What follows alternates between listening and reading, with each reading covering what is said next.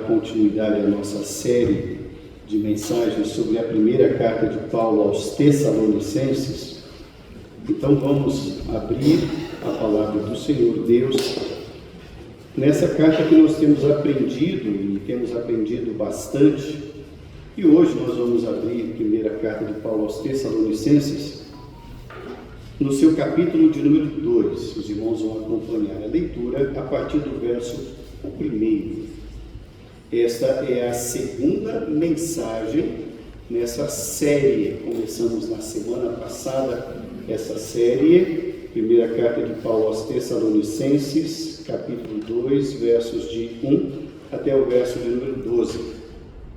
Assentados reverentemente, os irmãos vão acompanhar a leitura da palavra de Deus, que nos diz assim: Porque vós, irmãos, sabeis pessoalmente que a nossa estada entre vós não se tornou infrutífera.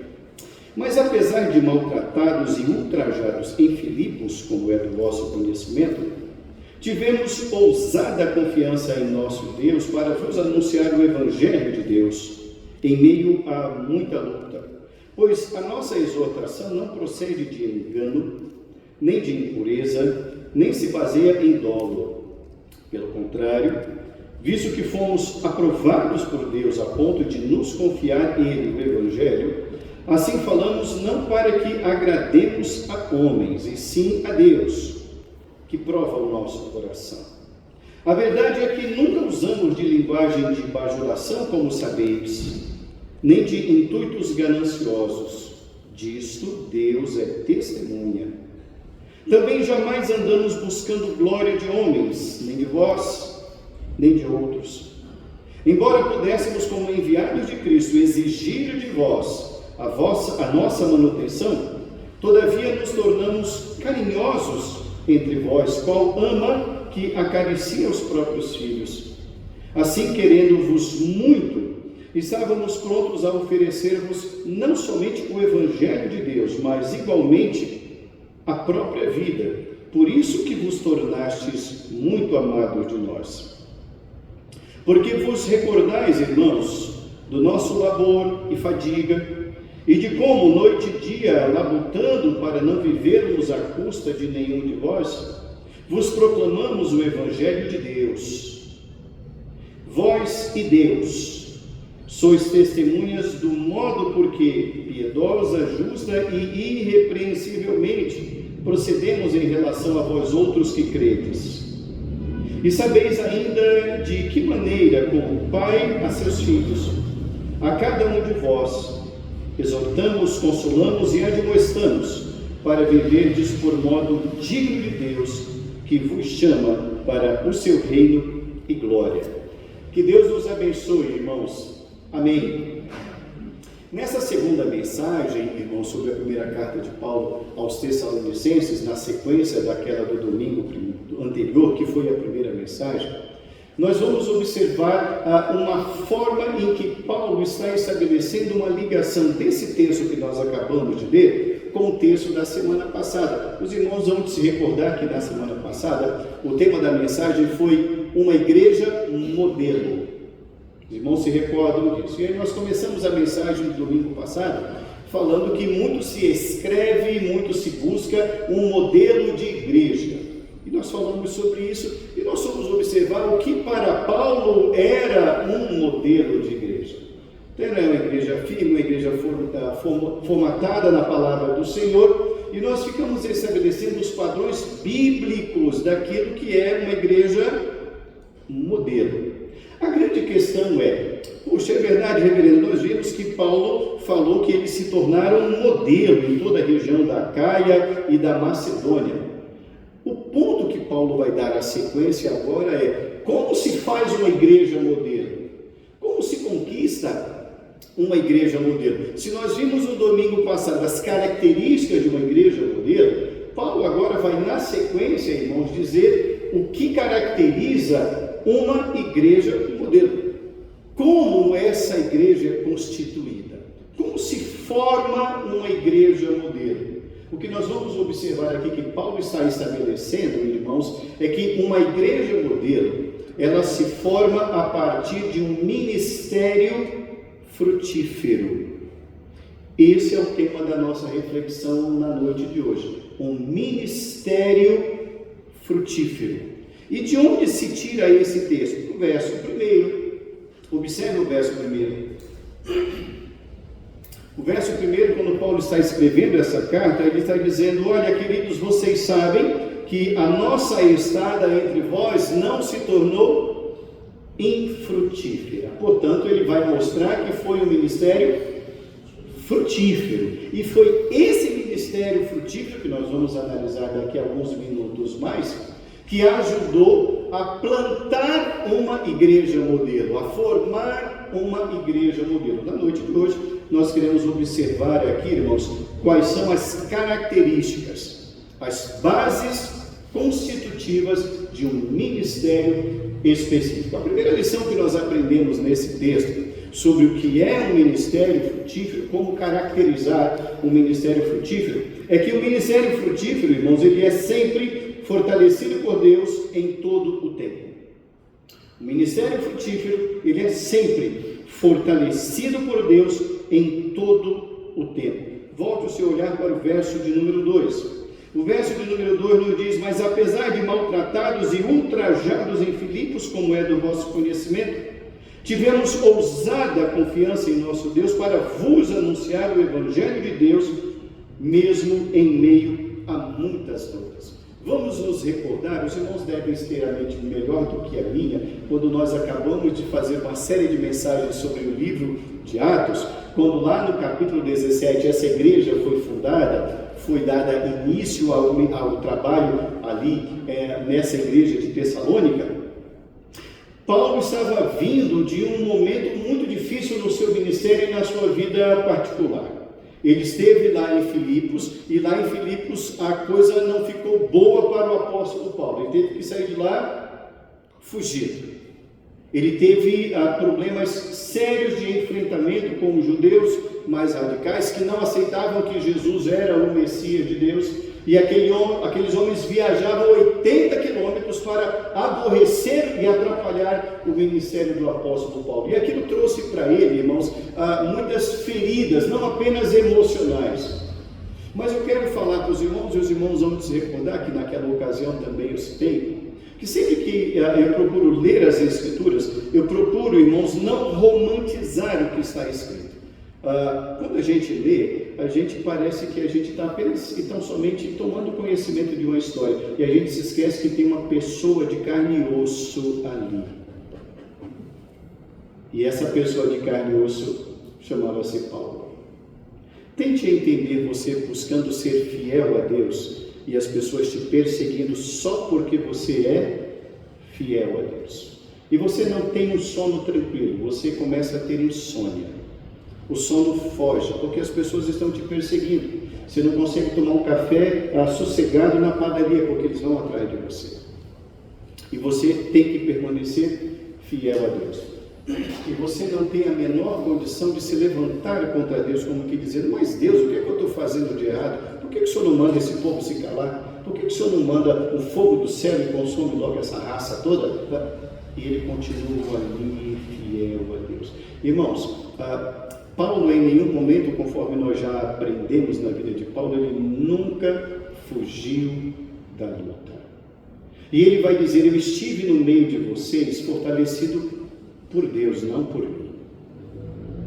E ele vai deixar isso muito claro, irmãos, porque ele vai estabelecer que a força não estava nele, mas ele vai dizer que quem deu essa condição, mesmo no meio de grandes lutas, foi Deus. Então, esses homens que são abnegados, esses homens que passam por cima de si mesmos, que abandonam por vezes o seu próprio corpo, o seu próprio zelo, por um chamado, são esses homens, irmãos, que Deus mais usa.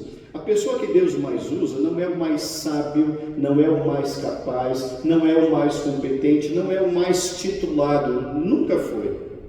A pessoa que Deus mais usa é aquela que mais se coloca em suas mãos, independentemente da condição social ou de quem ela seja, do cargo que ela ocupa, ou do seu grau de conhecimento.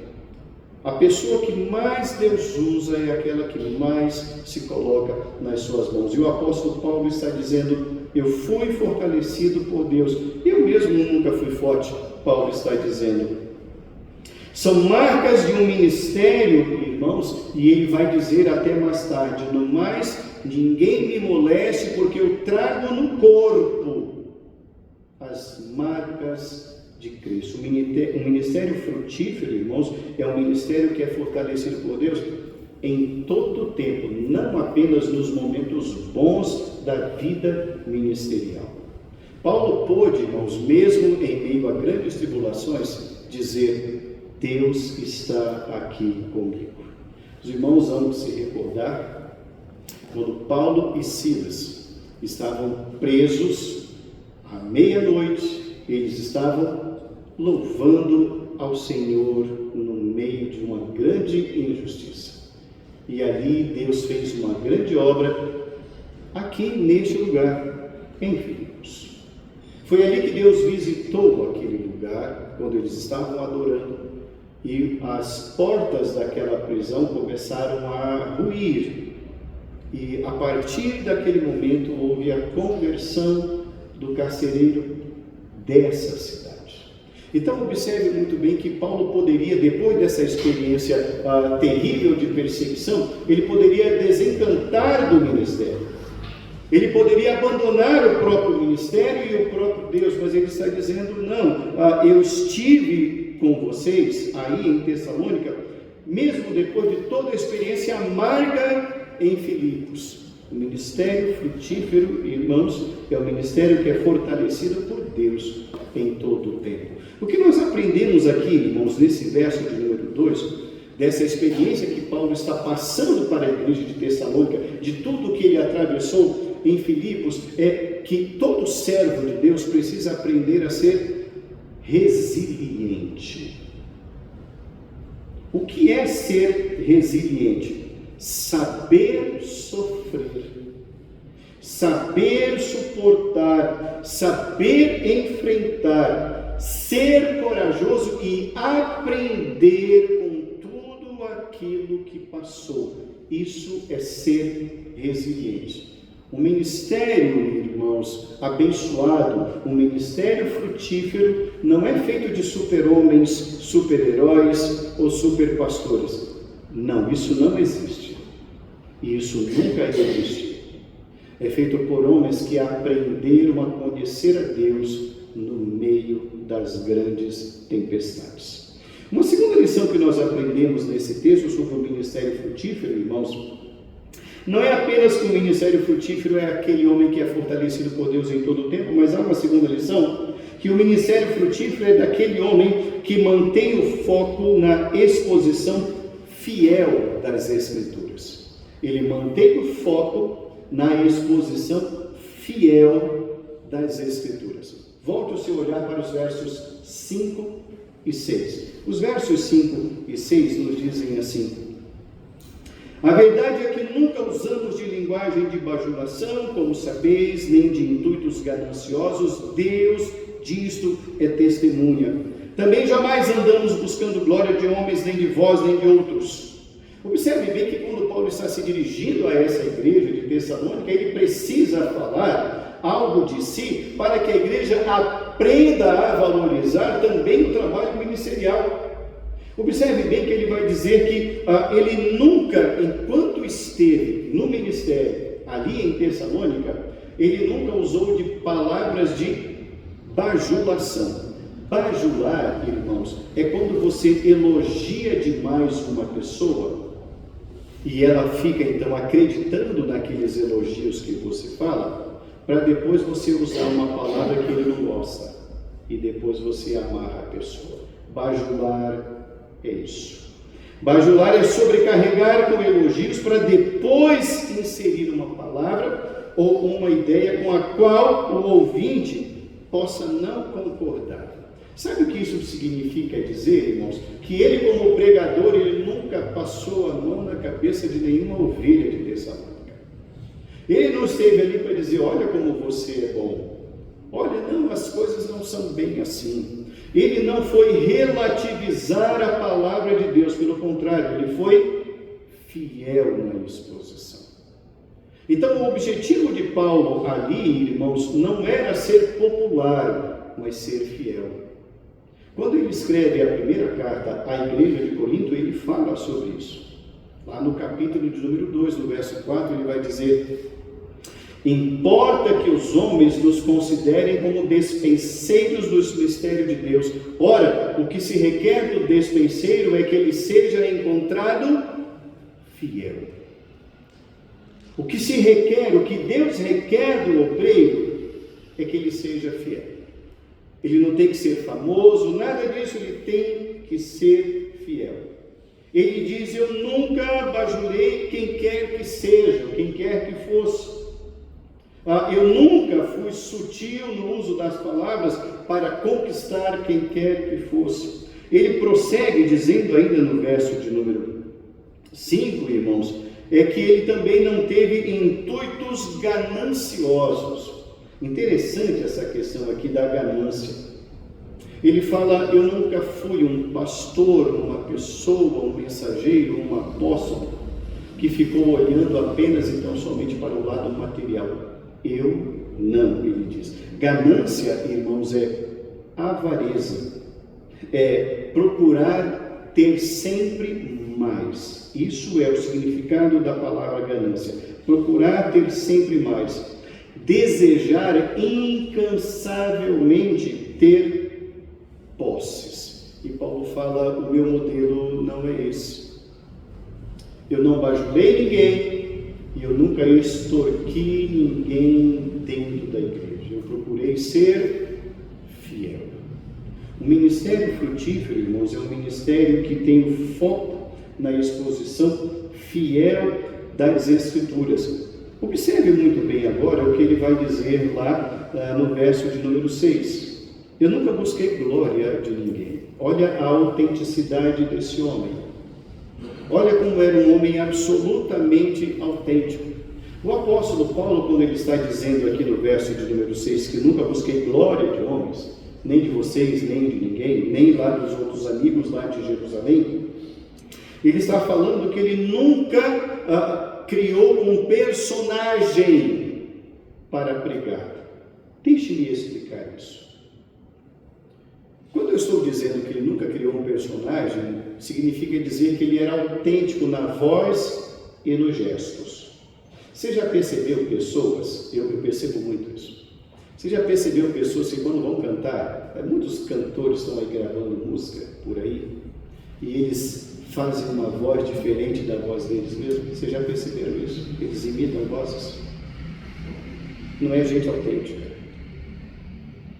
É gente que procura fazer músicas ou imitar vozes que se assemelham a grandes cantores famosos. Eles criam um personagem, eles não são autênticos. Pregadores, idem. Tem pregadores, irmãos, que quando você ouve, parece que você está vendo e ouvindo um outro pregador, porque ele é um imitador, é um papagaio. Porque ele gosta tanto daquele pregador que ele passa a imitá-lo. Ele não é autêntico. Paulo está dizendo: eu não sou desses. Eu sou autêntico. Eu sou Paulo, meu nome é Paulo. E é assim que eu sou. Então, enquanto eu estive com vocês, eu não criei personagens. Eu fui absolutamente autêntico no meio de vocês. Não procurei glória, ele está falando no verso de número 5, não busquei glória de homens, nem de ninguém, nem de vocês, nem dos outros. A palavra aqui, irmãos, é reconhecimento humano. Eu não estive no meio de vocês para ser famoso, é isso que Paulo está dizendo. Eu não estive no meio de vocês para ter seguidores. Eu não estive no meio de vocês para ter views nas minhas mensagens. Eu fui aí para pregar o Evangelho de Jesus Cristo no meio de vocês. O ministério frutífero, irmãos, é feito por um homem, por servos que mantêm o foco na exposição fiel das Escrituras. Uma terceira característica que nós observamos nesse texto, irmão, sobre o ministério frutífero, é que o ministério frutífero é aquele que demonstra grande intensidade no dia a dia da vida. O ministério frutífero é o ministério que demonstra grande intensidade no dia a dia da vida. Observem a leitura a partir do verso 7 até o 10. Embora pudéssemos, como enviado de Cristo, exigir de vós a nossa manutenção, todavia nos tornamos carinhosos entre vós, qual ama que acaricia os próprios filhos. Assim, querendo-vos muito, estávamos prontos a oferecer não somente o Evangelho, mas até a própria vida. Por isso que vocês são os meus amados. Porque vos recordais, irmãos, do nosso labor e fadiga, e de como, noite e dia, labutando para não vivermos à custa de nenhum de vós, vos proclamamos o Evangelho de Deus. Um ministério frutífero, irmãos, ele é composto, ou ele é feito, ele é realizado por um servo que demonstra grande intensidade.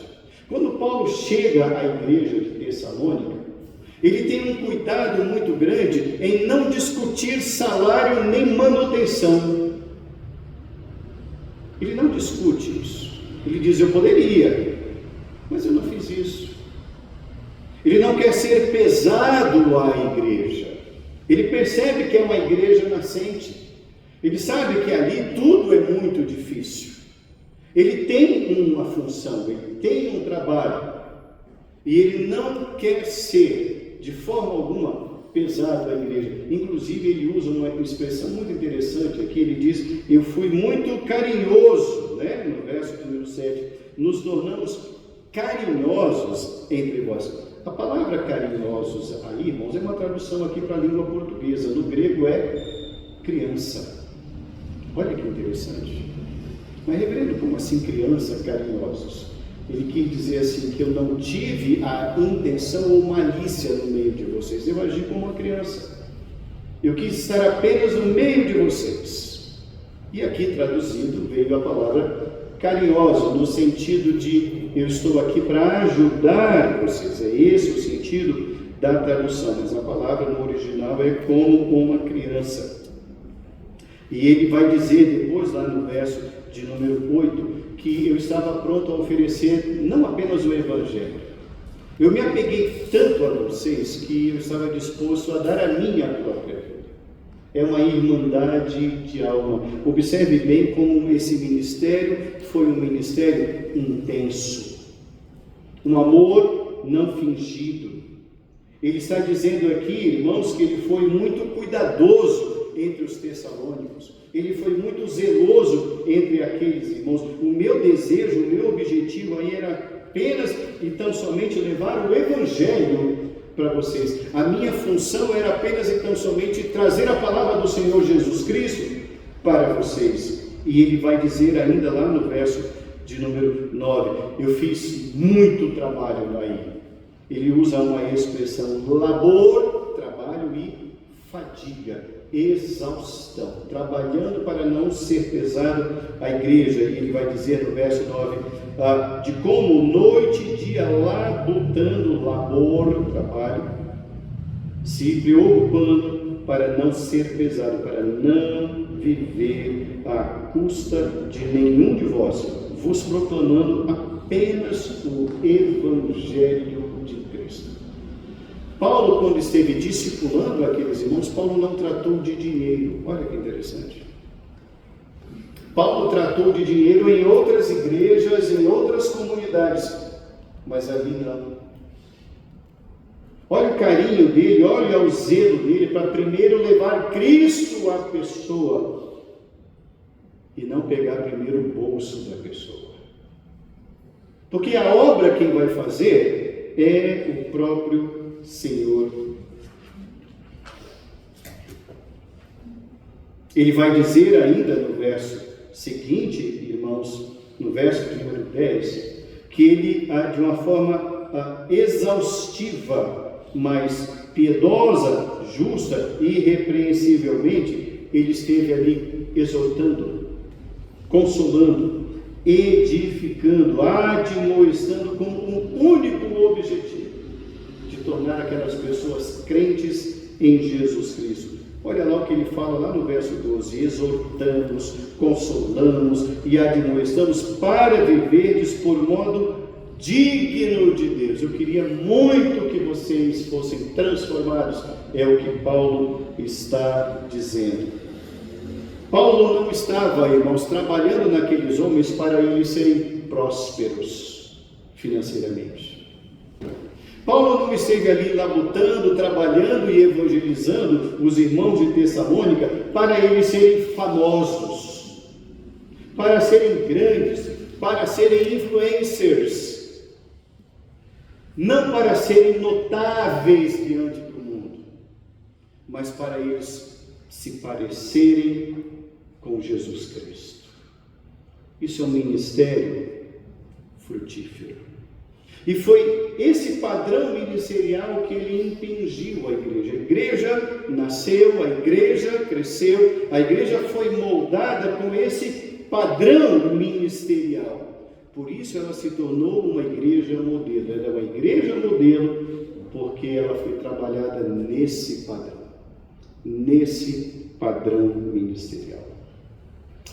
Concluindo a nossa reflexão na noite de hoje, irmãos, sobre um ministério frutífero, o que temos aprendido com essa reflexão de hoje? Aprendemos, irmãos, que certamente à medida em que nós fomos acompanhando o ministério de Paulo ali em Tessalônica, o ministério frutífero, certamente os irmãos foram trazendo à memória algumas ideias contrárias ao ministério de Paulo. Certamente ficou batendo na cabeça dos irmãos alguma coisa: puxa, mas não é isso que eu ouço ali. Essa era a proposta. É esse o propósito de Paulo. É dizer, prestem atenção em que tipo de ministério vocês tiveram aí. Prestem atenção nisso. O que nós aprendemos, irmãos?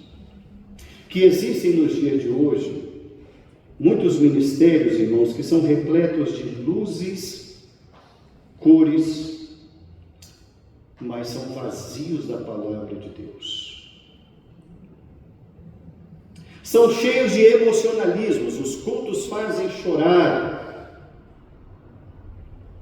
Há gritos, pulos, danças, mas não há conhecimento de Deus.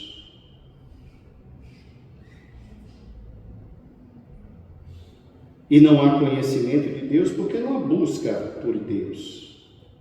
O objetivo ali é agradar o público que ali está.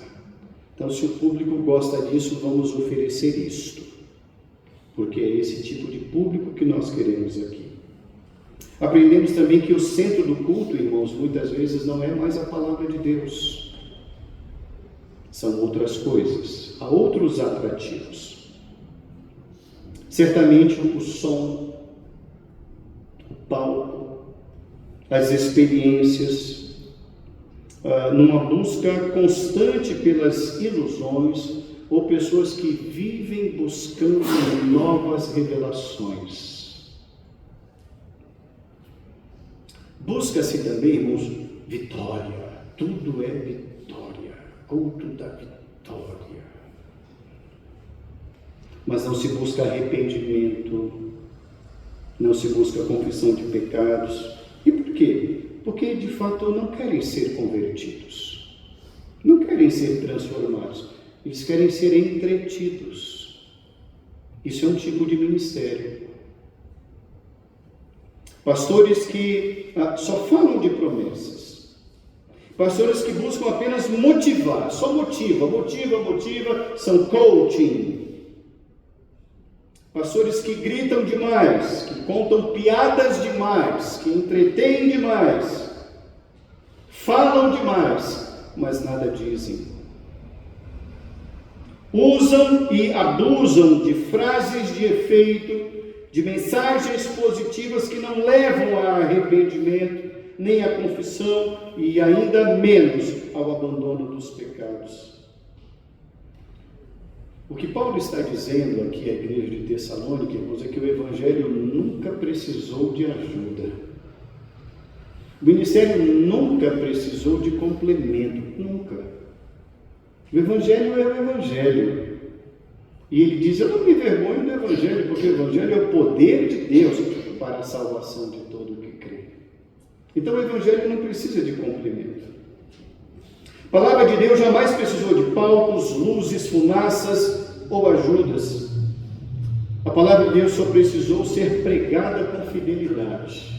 E onde isso ocorreu, vidas foram transformadas, porque a fé vem pelo ouvir, e ouvir a palavra de Cristo. O Espírito Santo, irmãos, não age no vazio de um culto performático, mas onde a palavra de Deus é pregada, onde o Evangelho é anunciado e Cristo glorificado.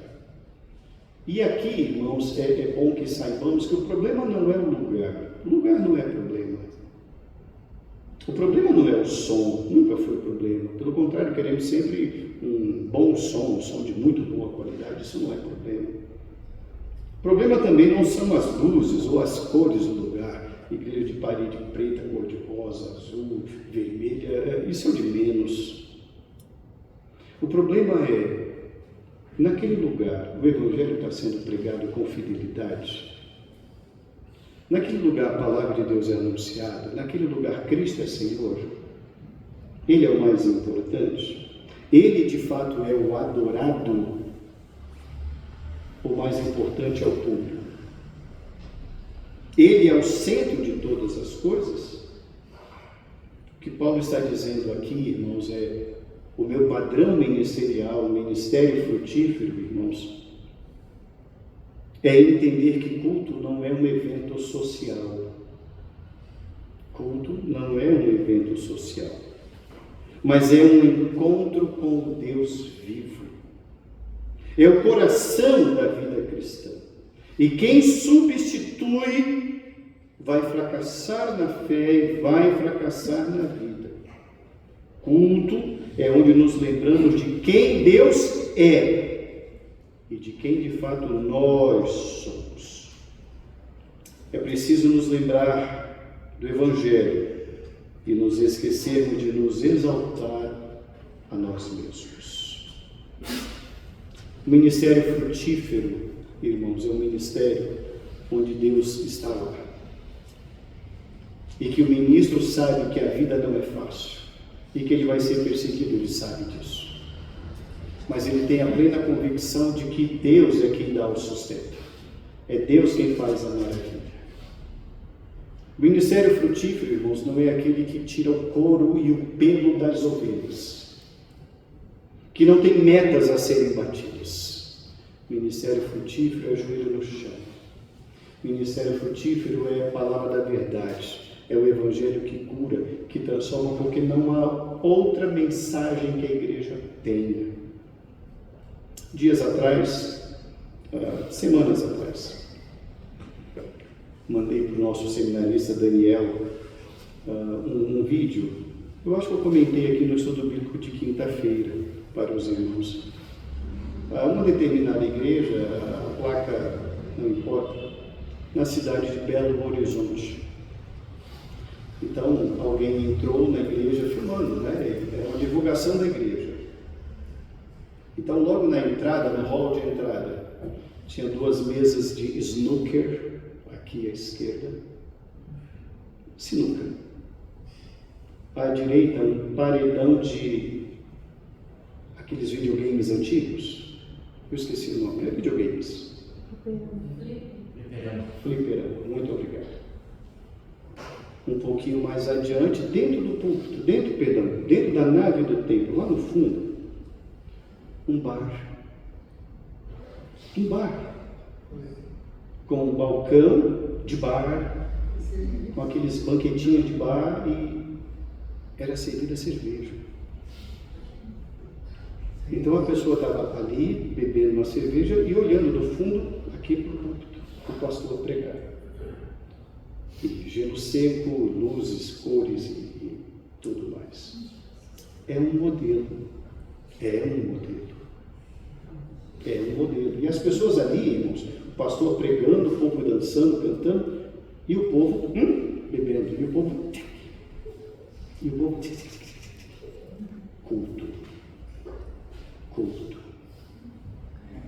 culto. É um ministério, é um trabalho, é uma oferta. Que tipo de pessoa busca esse lugar? O que a igreja oferta é o tipo de público que ela quer angariar. É o que ela oferta. Eu sempre digo isso. Quando você quer uma pizza, você não vai ao banco, você vai a uma pizzaria. E a pessoa que abre a pizzaria, ela quer que as pessoas busquem o produto que ela está oferecendo. A mesma coisa é a igreja. A pessoa vai buscar o que ali está sendo oferecido. Então ela vai em busca exatamente daquilo, porque é aquilo que ela quer. O ministério frutífero forma igrejas modelo. Que Deus faça, irmãos, da nossa vida uma vida frutífera. Sabendo que ser frutífero é enfrentar lutas. Nunca duvide disso. É ser perseguido. É saber que vamos enfrentar dificuldades. Mas a semente está sendo plantada. Gente está crendo no Evangelho. Gente está sendo transformada. Vidas estão sendo transformadas e salvas. Pessoas estão conhecendo a verdade, estão sendo libertadas. Que tenhamos sempre, irmãos, em mente isso. Que o ministério frutífero produz igreja modelo. Que Deus nos abençoe, irmãos, e nos guarde em nome de Jesus. Amém.